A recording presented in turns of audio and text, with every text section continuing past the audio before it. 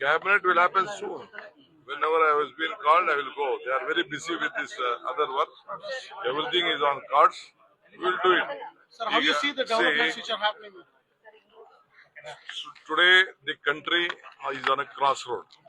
The future of the students and the youngsters of this country is in a big dilemma. We never expected that such a very, already more than hundreds of papers have been leaked. Hundreds and more there. We should be very cautious. The Prime Minister has spoken today, but he should have spoken the very beginning itself. I appeal him. He should have taken up this. This is not an issue of any political party. This is the issue of the future of this country. The entire world is looking at the talent of this country. The talent, the youngsters, students of this country is very great high. Our students is being recognized all over the world. We want them to mark better for the betterment. They are the ambassadors of this nation. So we want their future is important. For every child, for every parent, the children education is very much important. Their life is very, very important.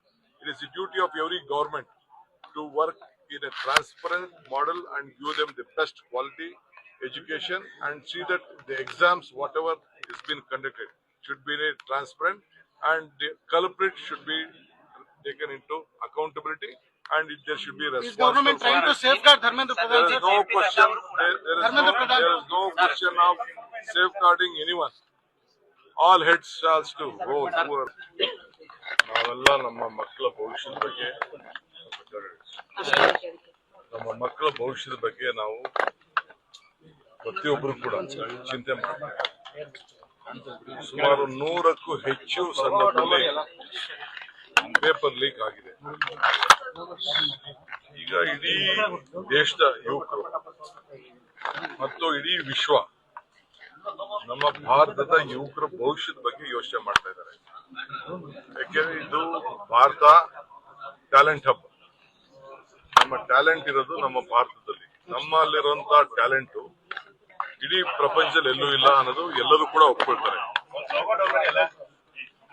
ಅಂತ ಸಂದರ್ಭದಲ್ಲಿ quality ನಾವು maintain ಮಾಡಲಿಲ್ಲ ಅಂದ್ರೆ, ಈ ರೀತಿ paper ಲೀಕ್ಗಳು ಆಯ್ತು ಅಂತಂದ್ರೆ, ಇದಕ್ಕೆ ಯಾರು ಜವಾಬ್ದಾರಿ ತೆಗೆದುಕೊಳ್ಳಿಲ್ಲ ಅಂತಂದ್ರೆ ಯಾರು ಹೊಣೆ? ಇದು ಪ್ರತಿಭಟನೆಯನ್ನ ತಮ್ಮ ಸ್ವಂತ ಇಚ್ಛೆಯಿಂದ ಮಕ್ಕಳ ಭವಿಷ್ಯಕ್ಕೆ ಹಾಳಾಗ್ತಾ ಇದೆ ಅಂತ ಹೊರಟಿದ್ದಾರೆ. ಇದು ಪ್ರಜಾಪ್ರಭುತ್ವ ವ್ಯವಸ್ಥೆಯಲ್ಲಿ ಪ್ರತಿಭಟನೆ ಮಾಡೋದು ಎಲ್ಲರ ಹಕ್ಕು, ಎಲ್ಲಾ ಪಾರ್ಟಿಯವ್ರದ್ದು ಹಕ್ಕು, ಎಲ್ಲಾ ಯುವಕರದ್ದು ಹಕ್ಕು. ಸೊ ಅವ್ರ ಮೇಲೆ ಏನ್ ಈ ರೀತಿ ಲಾಠಿ ಚಾರ್ಜ್ ಮಾಡಿ ತೊಂದರೆ ಕೊಟ್ಟು ಅವ್ರಿಗೆ ಎಲ್ಲಾ ಟಿವಿಗಳ ಚಾನೆಲ್ಗಳಲ್ಲೂ ಕೂಡ ಎಲ್ಲಾ ಧಮಕಿ ಹಾಕಿ ಏನು ತೋರಿಸದೇ ಇದ್ದಂಗೆ ಮಾಡಿ, ಪಾಪ ಎಲ್ಲೆಲ್ಲಿ ಅವ್ರವ್ರು ವಿಡಿಯೋ ಮಾಡ್ಕೊಂಡಿದ್ರು ಅದನ್ನ ಹಾಕಿದ್ದಾರೆ. ಯೂಟ್ಯೂಬ್ ಗಳಲ್ಲಿ ಬಂದಿದೆ, ಅದು ಈಚೆ ಬಂದಿದೆ. ಬಟ್ ಯಾರು ಮೀಡಿಯಾನವರು, ಪ್ರಜಾಪ್ರಭುತ್ವ ವ್ಯವಸ್ಥೆಯಲ್ಲಿ ಮೀಡಿಯಾ ನಾವು ಶಾಸಕಾಂಗ, ನ್ಯಾಯಾಂಗ, ಪತ್ರಿಕಾರಂಗ, ಕಾರ್ಯಾಂಗ ಅಂತ 4 ಪಿಲ್ಲರ್ಸ್ ಅಂತ ಕರಿತೀವಿ. ಅವ್ರು ಯಾರಿಗೂ ಕೂಡ ಅಲ್ಲಿ ಹತ್ರ ಬರಕ್ಕೆ ಬಿಟ್ಟಿಲ್ಲ. ಪ್ರಜಾಪ್ರಭುತ್ವದ ವ್ಯವಸ್ಥೆಯಲ್ಲಿ ನೀವು ಮಾಧ್ಯಮದವ್ರು ಏನ್ ಮಾಡ್ತಾ ಇದ್ರು? ಯಾಕಿದನ್ನ ಪ್ರತಿಭಟನೆ ಹೇಳಿಲ್ಲ? ಮಾಧ್ಯಮದವ್ರದ್ದು ತಪ್ಪಿದೆ. ಅವ್ರು ಹೇಳಿರ್ಬೋದು. ನಿಮ್ದೇ ಆದಂತ ಇದನ್ನ ಸೋಷಿಯಲ್ ಮೀಡಿಯಾಲಿ ಬಂದ ಮೇಲೆ ಆಮೇಲೆ ಕೆಲವು ಮಾಧ್ಯಮದವರು ಇದನ್ನ ಪಿಕಪ್ ಮಾಡ್ತಾ ಇದ್ದಾರೆ. ದಯವಿಟ್ಟು ಇದು ಅವರ ಅಭಿಪ್ರಾಯ, ಜನರ ಅಭಿಪ್ರಾಯ. ಈಗ ಹೊಸ ಜನರೇಷನ್, ಹೊಸ ಭವಿಷ್ಯ. ಸೊ ಈ ಪ್ರತಿಭಟನೆಯನ್ನು ನಾವು ಕೂಡ ಮಾಡಿದೀವಿ, ನಾವು ಬೆಂಬಲ ವ್ಯಕ್ತಪಡಿಸ್ತಾ ಇದೀವಿ, ನಾವು ಭಾಗಿಯಾಗ್ತಾ ಇದೀವಿ. ನಿನ್ನೆ ಏನು ಘಟನೆ ನಡೆದಿದೆ, ನಾನು ಸರಿ ಅಂತ ನಾನು ಹೇಳುದಿಲ್ಲ. ಬಟ್ ಬಿಜೆಪಿಯವರು ಹಿಂದೆ ಏನೇನ್ ನಡೆದಿತ್ತು ಅಂತ ಲೆಕ್ಕ ಇಟ್ಕೊಳ್ಬೇಕು. ಹಿಂದೆ ಎಲ್ಲೆಲ್ಲಿ ರೈಫಲ್ ಸಿಕ್ತು, ಎಲ್ಲೆಲ್ಲಿ ಲಾಠಿ, ಇದು ಕತ್ತಿ, ಲಾಂಗು, ಮಚ್ಚು ಸಿಕ್ತು, ಪೊನ್ನಂಪೇಟೆ ಶಾಲೆ ಪಕ್ಕದಲ್ಲಿ ಏನಾಯ್ತು, ಇವೆಲ್ಲ ಕೂಡ ರೈಫಲ್ಗಳು ಸಿಕ್ಕಿದ್ದು, ಇವೆಲ್ಲ ಕೂಡ ನಿಮ್ದು ಎಲ್ಲ ಹಿಸ್ಟ್ರಿಗಳೆಲ್ಲ ಇದೆ. ನಾನು ಅದೆಲ್ಲ ಕರೆಕ್ಟು ಅಂತ ಹೇಳುದಿಲ್ಲ, ಇಲ್ಲ ಯಾರೋ ಮೊಟ್ಟೆ ಹೊಡೆದು ಕರೆಕ್ಟು ಅಂತ ನಾನು ಹೇಳುದಿಲ್ಲ. ಮೊಟ್ಟೆ ಹೊಡೆದು ಕರೆಕ್ಟು ಅಂತ ನಾವು ಹೇಳುದಿಲ್ಲ. ಕಾನೂನು ರೀತಿ ಏನ್ ಕ್ರಮ ಕೈಗೊಳ್ಬೇಕು ನಮ್ಮ ಹೋಮ್ ಮಿನಿಸ್ಟರ್ ಆಗ್ರೆ ತಿಳಿಸಿದ್ದಾರೆ. ಯಾರೋ ಒಬ್ಬರ ಮೇಲೆ ಮಾಡುತ್ತಲೇ ಇಲ್ಲ. ಪ್ರಜಾಪ್ರಭುತ್ವದ ಹಕ್ಕಿ ಇರ್ತದೆ. ನಮ್ಮ ಆಫೀಸ್ ಬರೋದಕ್ಕೆ ನಾವೇನು ಕಾನೂನಲ್ಲಿ ಅವಕಾಶ ಇದ್ರೆ ಬೇಕಾದ್ರೆ ಬಂದು ಏನ್ ಬೇಕಾದ್ರು ಮಾಡ್ಲಿ. ಇವೆಲ್ಲ ನಡೆದಿದೆ, ಇವೆಲ್ಲ ಬೇಕಾದಷ್ಟು ಪ್ರತಿಭಟನೆ ನಡೆದಿದೆ. ಬಟ್ ನೀವು ಕೂಡ ಅರ್ಥ ಮಾಡ್ಕೊಳ್ಬೇಕು, ಇದು ದೇಶದ ಯುವಕರ ಭವಿಷ್ಯ, ಯುವ ಧ್ವನಿ ಇದು.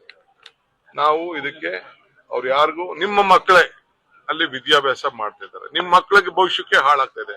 ಯಾಕೆ ಮುಚ್ಕೊಳ್ತಾ ಇದ್ದೀರಾ? ಒಪ್ಕೊಳ್ಳಿ. ರಾಜೀನಾಮೆ ಕೊಡೋದ್ರಲ್ಲಿ ಏನ್ ತಪ್ಪಿದೆ? ಒಬ್ಬ ರಾಜೀನಾಮೆ ಕೊಟ್ಬಿಟ್ರೆ ಏನಾಗೋಗ್ತದೆ? ಪಾರ್ಲಿಮೆಂಟ್ ಅಲ್ಲಿ ಚರ್ಚೆ ಆಗ್ಲಿ, ಇವೆಲ್ಲ ಕೂಡ ಚರ್ಚೆ ಆಗ್ಬೇಕಿದೆ. ಪ್ರಜಾಪ್ರಭುತ್ವ ವ್ಯವಸ್ಥೆಯಲ್ಲಿ ಎಲ್ಲ ಕೂಡ ಆಗ್ಬೇಕು. ನಾವು ನಿಮ್ಗೂ ಎಷ್ಟೋ ಸಂದರ್ಭದಲ್ಲಿ ಟೀಕೆ ಬೇಡ ಅಂತ ಹೇಳ್ತೀವ. ಟೀಕೆ ಮಾಡ್ಬೇಕು. ಟೀಕೆ ಮಾಡಿದ್ರೆ ನಾವು ತಿದ್ಕೊಳ್ತೀವಿ. ನಾವು ಟೀಕೆ ಮಾಡಿದಾಗ ನೀವು ತಿದ್ಕೋಬೇಕು. ಇದು ವ್ಯವಸ್ಥೆ. ಇದು ನನ್ನ ಅಭಿಪ್ರಾಯ.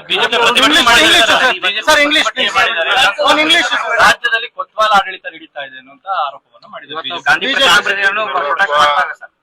ಅವ್ರ ಖುಷಿಗೆ ಏನ್ ಬೇಕಾದ್ರೂ ಮಾತಾಡ್ಲಿ, ಹೆಂಗ್ ಬೇಕಾದ್ರೂ ಮಾತಾಡ್ಕೊಳ್ಳಿ.